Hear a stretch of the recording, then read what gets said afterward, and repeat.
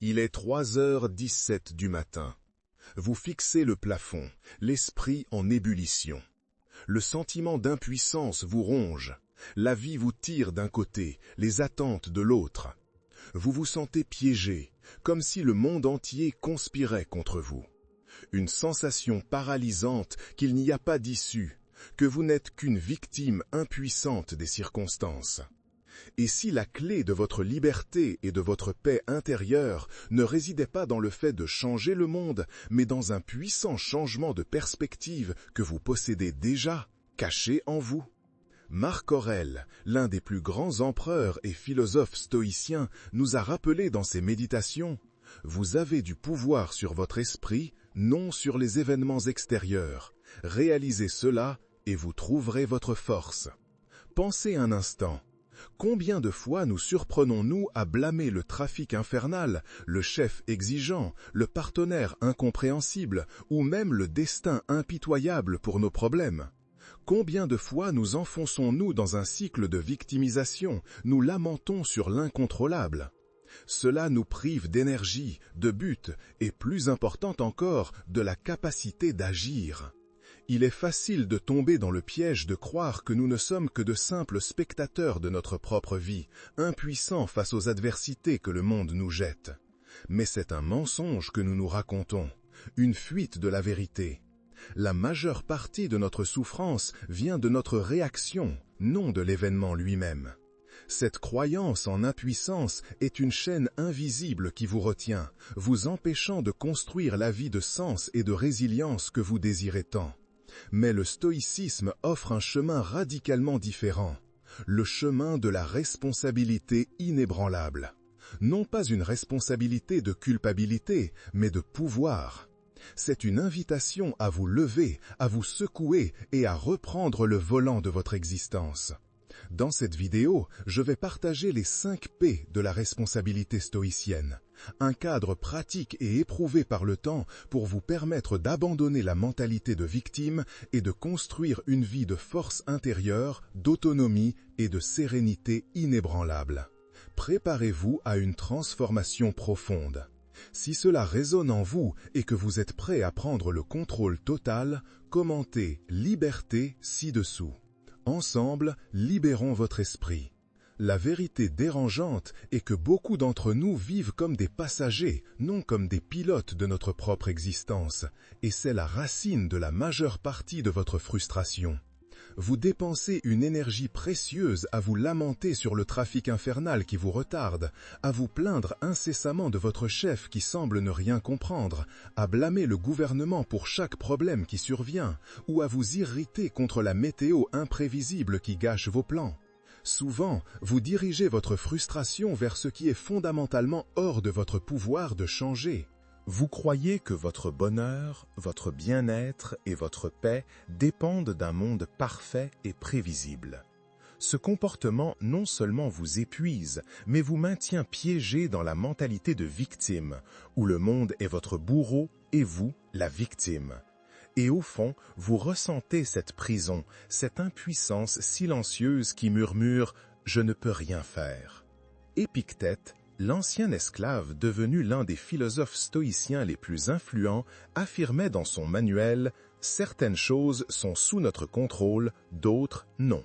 C'est l'essence de la dichotomie du contrôle, le fondement de toute la sagesse stoïcienne. Il nous enseigne que ce que nous pouvons réellement contrôler, ce sont nos opinions, nos impulsions, nos désirs, nos aversions, en somme, nos propres actions, pensées et jugements. Tout le reste, absolument tout le reste, y compris l'opinion des autres à notre égard, notre santé, notre réputation, la météo, l'économie et les événements extérieurs, est hors de notre contrôle direct. Ce n'est pas que nous ne puissions pas influencer certaines de ces choses, mais le résultat final ne dépend pas entièrement de nous. Cette distinction est votre boussole. Voici comment vous pouvez appliquer cela aujourd'hui dès maintenant.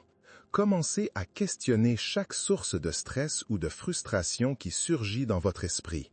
Prenez cette pensée qui vous dérange, cette situation qui vous irrite, et demandez-vous, en toute honnêteté, est-ce sous mon contrôle? Si la réponse est un non clair et indéniable, alors pratiquez l'acceptation radicale. Respirez profondément, lâchez ce qui ne peut être changé et redirigez votre énergie. Dirigez-la vers ce que vous pouvez contrôler, votre attitude face à la situation, votre réponse, votre effort continu. Par exemple, si le trafic est à l'arrêt, vous ne pouvez pas le changer, mais vous pouvez choisir d'écouter un podcast édifiant, de pratiquer la respiration consciente ou simplement d'observer le monde autour de vous avec curiosité au lieu de vous irriter et de gaspiller votre énergie vitale. Faites une liste mentale ou physique des choses qui vous stressent et classez-les, contrôlables ou incontrôlables, et concentrez-vous uniquement sur les premières. Vous sentirez un poids s'enlever de vos épaules. Lorsque vous maîtriserez cette distinction fondamentale, vous expérimenterez une paix intérieure profonde et une liberté de la frustration inutile qui vous consumait auparavant. Vous cesserez d'être un passager à la dérive et deviendrez l'architecte de votre propre sérénité, vous libérant des chaînes de la victimisation. Vous vous sentirez plus léger, plus présent et plus puissant. Mais cette paix n'est que le premier pas. Le prochain pilier vous montrera comment transformer les adversités en vos plus grandes alliées. La réalité n'est pas ce qui arrive, mais comment vous choisissez de voir et d'interpréter ce qui arrive. C'est la clé pour transformer le plomb en or dans votre parcours. Vous voyez fréquemment un revers inattendu comme une punition personnelle de l'univers, un échec inévitable comme la fin du monde, ou une critique constructive, ou pas tant que ça, comme une attaque directe contre votre essence, votre identité. Vous permettez aux événements neutres ou difficiles de prendre un sens négatif écrasant dans votre esprit, transformant de petites pierres sur le chemin en montagnes infranchissables. Chaque obstacle devient une preuve que vous n'êtes pas assez bon, renforçant l'idée que vous êtes impuissant face à la vie. C'est l'esprit de la victime en action, et il vous prive de la chance de grandir. Marc Aurèle, dans ses immortelles méditations, nous a légué une vérité intemporelle qui résonne encore aujourd'hui. Si vous souffrez de choses extérieures, ce ne sont pas elles qui vous perturbent, mais votre propre jugement à leur sujet. Les stoïciens comprenaient clairement que les événements eux-mêmes sont, dans leur essence, neutres. Un jour de pluie n'est qu'un jour de pluie, un licenciement n'est qu'un licenciement. C'est notre interprétation, le sens que nous attribuons à ces événements qui génèrent la souffrance, la colère, le désespoir ou, alternativement, la paix, la croissance et la résilience. La pluie peut être un désagrément ou une bénédiction pour la nature. Le licenciement peut être la fin ou le début d'un nouveau et meilleur chemin. Le choix vous appartient. Voici comment vous pouvez faire cela aujourd'hui et à chaque nouveau défi. Quand quelque chose de négatif ou d'inattendu se produit, faites une pause consciente avant de réagir. Ne laissez pas la première émotion ou pensée prendre le dessus. Questionnez votre première interprétation. Demandez-vous avec un esprit ouvert, y a-t-il une autre façon de voir cela? Quelle leçon fondamentale puis-je en tirer? Où est l'opportunité de croissance que je ne vois pas maintenant? Par exemple, si vous êtes rejeté pour un projet ou un entretien d'embauche, au lieu de vous sentir comme un échec personnel, recadrez cette expérience. Voyez-la comme une opportunité précieuse d'affiner vos compétences, de demander un retour, d'apprendre ce qui compte vraiment pour vous, ou même de découvrir un chemin encore meilleur et plus aligné avec vos objectifs que vous n'aviez pas envisagés auparavant. L'adversité n'est qu'un déguisement pour une opportunité. En maîtrisant l'art du recadrage, vous développerez une résilience inébranlable, une capacité de vous adapter et de prospérer que la plupart des gens n'expérimenteront jamais. Vous transformerez chaque adversité en une source puissante de force, de sagesse et de connaissance de soi. Vous ne serez plus victime des circonstances, mais le maître de votre propre récit, l'alchimiste qui transforme les défis en or. Et cette maîtrise de l'esprit nous mène directement au pilier suivant, la maîtrise des tempêtes intérieures. Vos émotions ne sont pas vos maîtres incontrôlables, mais plutôt des messagers qui peuvent et doivent être compris, gérés et, par-dessus tout, guidés par votre raison. Vous vous laissez emporter par la colère explosive, par l'envie corrosive, par le désespoir paralysant ou par la frustration écrasante, les justifiant comme des réactions naturelles et inévitables à des événements extérieurs. Vous permettez à ces émotions primaires de guider vos actions et vos décisions les plus importantes.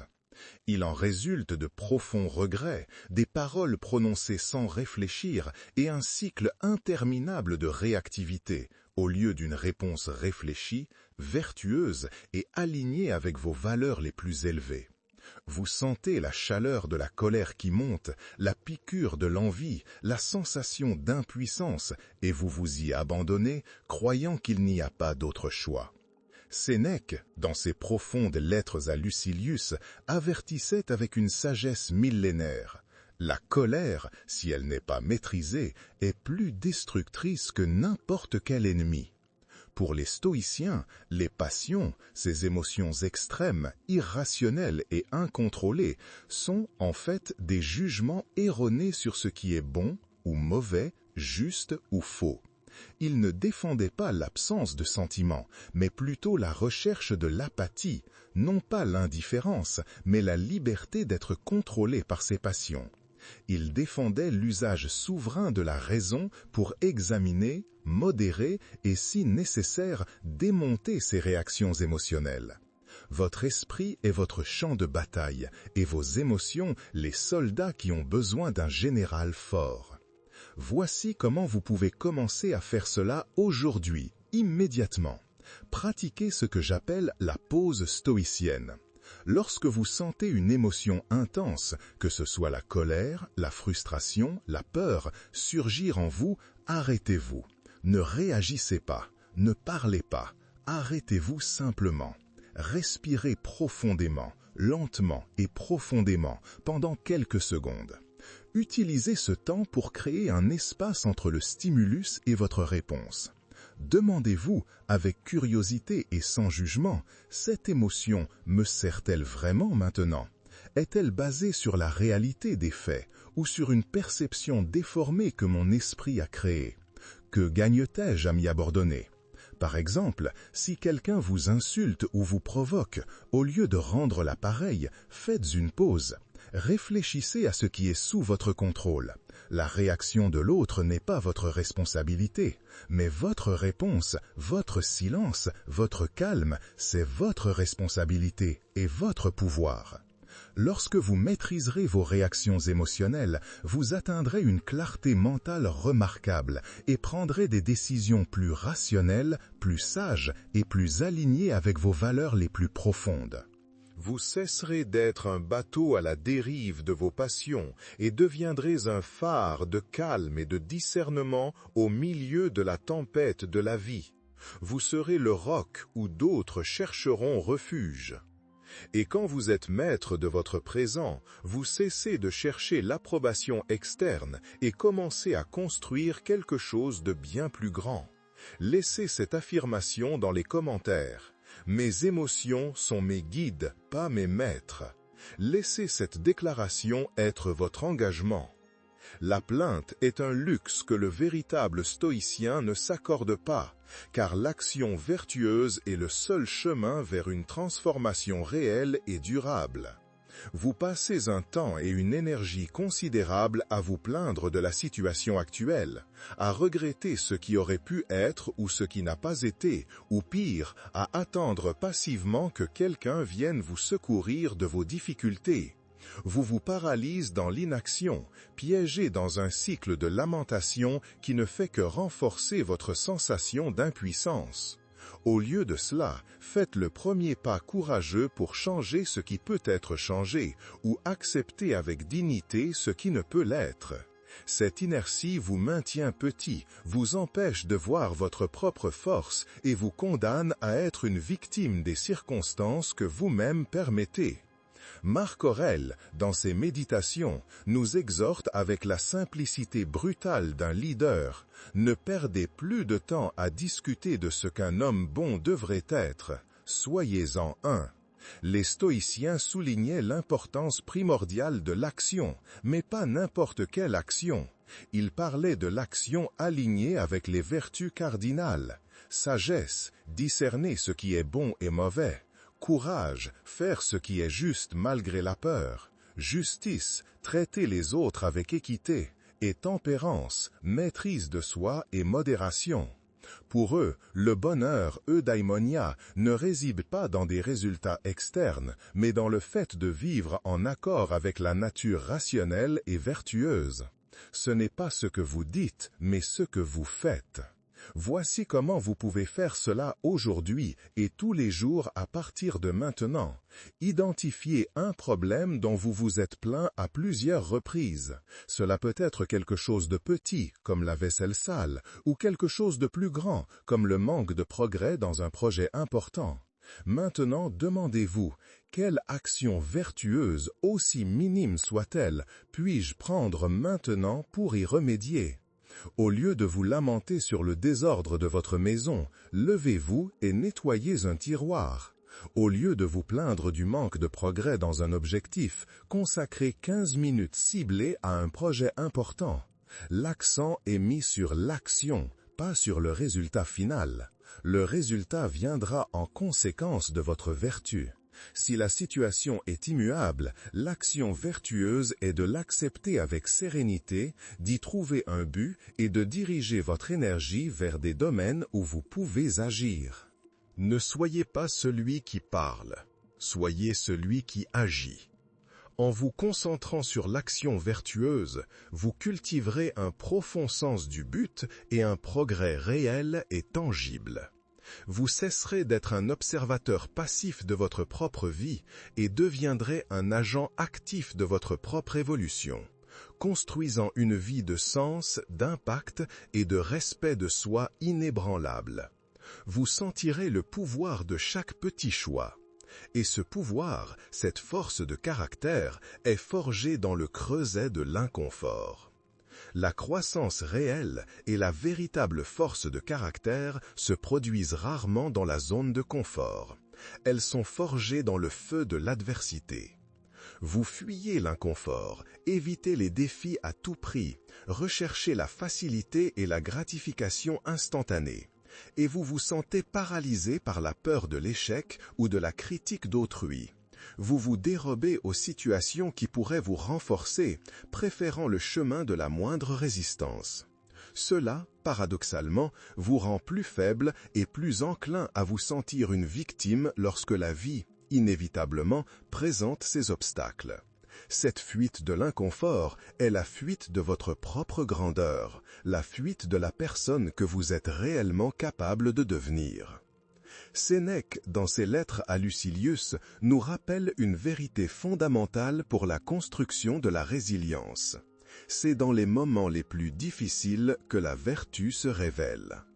Les stoïciens voyaient l'adversité non pas comme un infortune à éviter, mais comme une académie pour l'âme, une opportunité en or de pratiquer et de renforcer les vertus. Ils défendaient la préméditatio malorum, préméditation des maux, qui est la pratique d'imaginer des scénarios négatifs pour se préparer mentalement, et l'inconfort volontaire comme des moyens de renforcer l'esprit contre les coups inévitables du destin. Ils recherchaient l'inconfort pour devenir plus forts, non pour souffrir. Voici comment vous pouvez faire cela aujourd'hui, en commençant petit mais avec impact. Exposez-vous volontairement à de petits inconforts.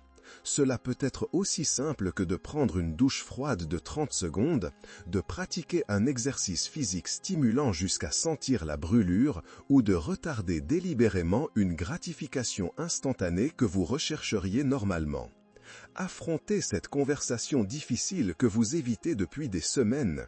Défiez une croyance limitante qui vous empêche d'avancer.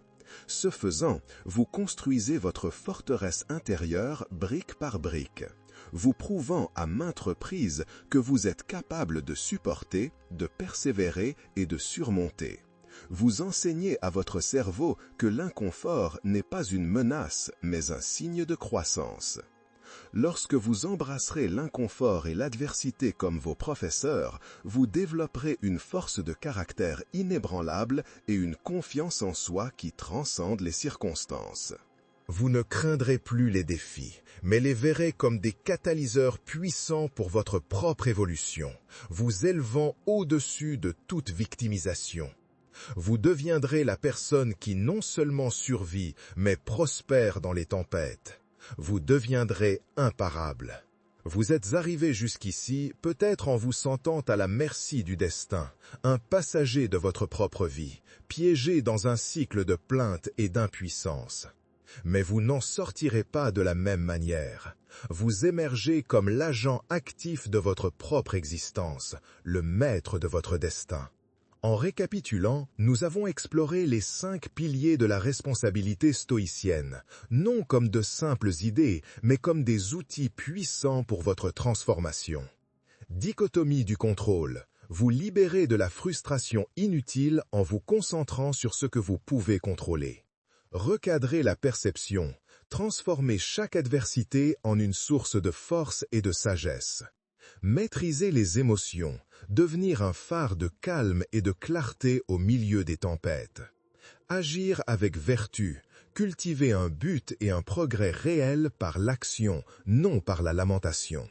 Embrasser l'inconfort, forger une force de caractère inébranlable et une confiance en soi qui transcende les circonstances. Vous êtes en train de devenir quelqu'un qui trouve la force dans la responsabilité, la sérénité dans l'acceptation et un but inébranlable dans l'action vertueuse.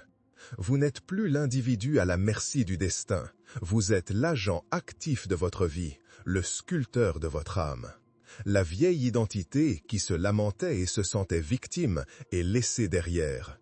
À sa place émerge une version plus forte, plus sage et plus résiliente de vous. Ce n'est pas une motivation passagère, c'est la fondation d'un nouvel empire intérieur, construit avec des choix conscients et une action délibérée. Si cette vidéo vous a aidé à entrevoir un nouveau chemin, à sentir une nouvelle flamme s'allumer en vous, s'il vous plaît, aimez pour que plus de gens puissent être impactés par ce message de liberté et de pouvoir. Partagez dans les commentaires comment vous prévoyez d'appliquer l'un de ces 5 piliers dans votre vie aujourd'hui. Votre histoire, votre intention peut être l'inspiration dont quelqu'un a besoin pour commencer son propre chemin. Et si vous connaissez quelqu'un qui a désespérément besoin d'entendre ce message d'autonomie et de responsabilité, partagez cette vidéo avec cette personne. Vous pouvez être le catalyseur de sa transformation. Pour poursuivre ce voyage de maîtrise stoïcienne, de croissance personnelle et de construction de votre empire intérieur, abonnez-vous à la chaîne et activez la clochette. Ne manquez pas les prochaines étapes de votre évolution. Souvenez-vous, la vie ne vous arrive pas, elle arrive pour vous. Elle vous offre les outils, les leçons, les défis, pour que vous deveniez qui vous êtes né pour être. La question n'est pas de savoir si vous le pouvez, c'est qui vous allez devenir quand vous le ferez.